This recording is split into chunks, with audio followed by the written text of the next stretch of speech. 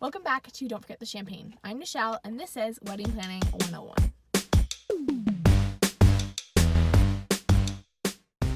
You may notice we are coming to you from a slightly different location today. This is the car version of Wedding Planning 101 because due to quarantine, my house is always full of people and it is hard to find a quiet moment to film. So here we are in the car in a parking lot. Movie theater parking lot because they aren't open yet. So I'll probably be looking around and feeling embarrassed as other cars drive by. Get excited. Today we're going to be talking about wedding DJs and how you should pick one and kind of work with one. I think DJs are often a really overlooked part of a wedding. They contribute so much to your guest experience on your wedding day.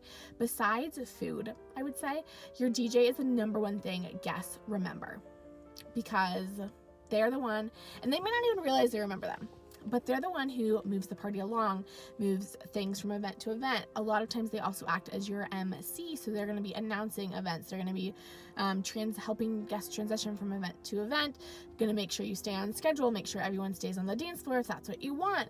So they're really important for creating guest experience, for creating a really good environment. The first thing I think you should talk to them about is their wedding style. Are they someone who creates kind of that really party club atmosphere? Are they someone who's a little bit more low-key? You might not notice them as much. Both can be really great. It's kind of about your preference. I think one of the biggest indicators, besides like just asking them about their wedding style, is asking them if they do other events, what those are.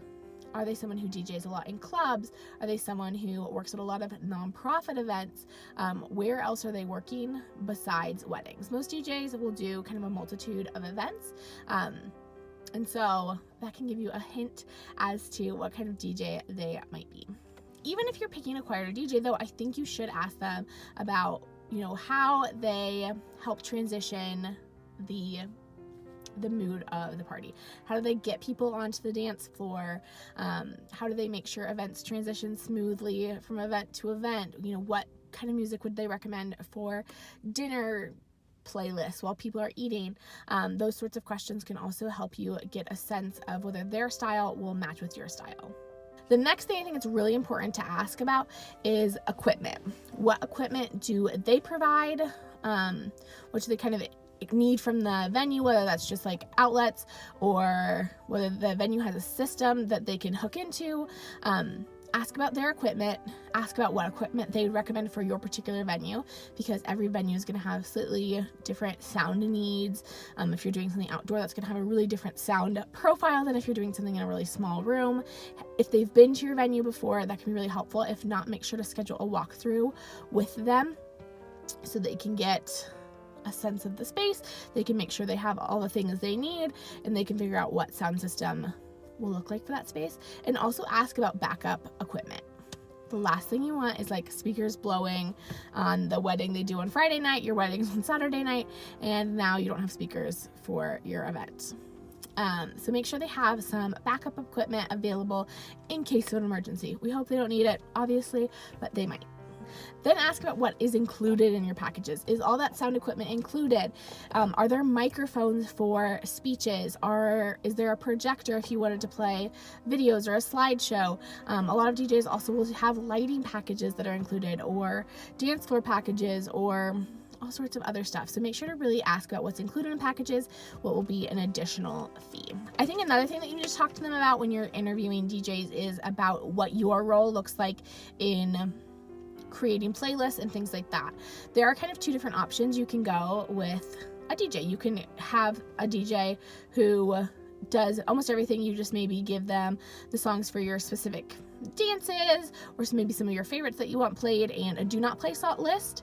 And then there's some DJs who want you, or maybe you want to create entire playlists for your reception, for every single song that you want played over the course of the night, maybe in order, maybe not in order. And both of those can be great. It just depends on your personal preference and what you want out of your DJ experience. And it's kind of a spectrum. Some DJs will do something in the middle where you can put like a ton of songs together and they'll pick from that.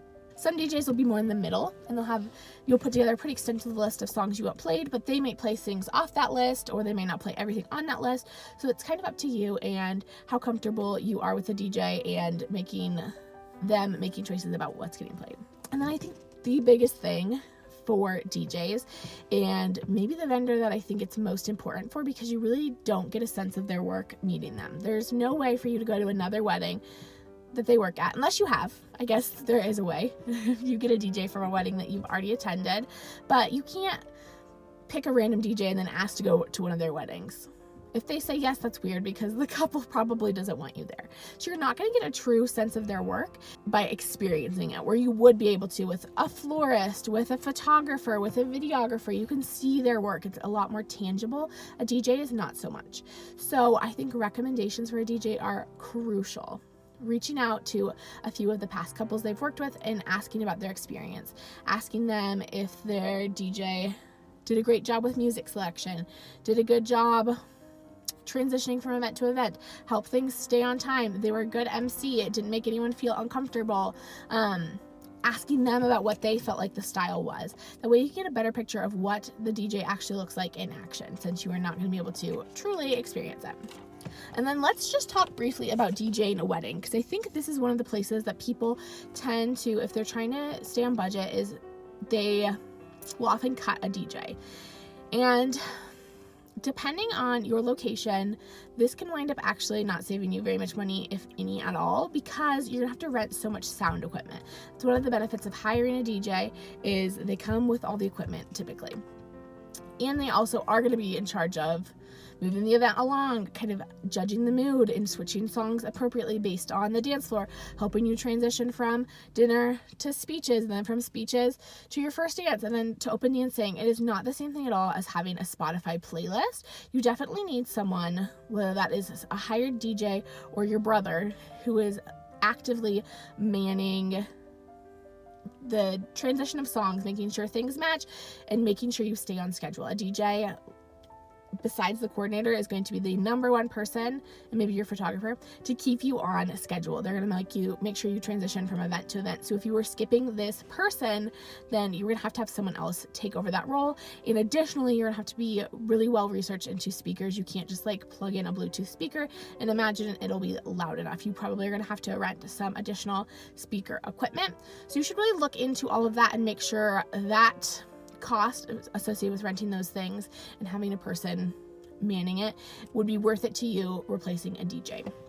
Like I said, typically DJs are not one of the more expensive items on your list, so by the time you rent everything and figure everything out, it might not actually save you too much money. So before you decide you're gonna cut it, I would do some research into costs of DJs in your area, and also costs of those equipment rentals, and figuring out what your emceeing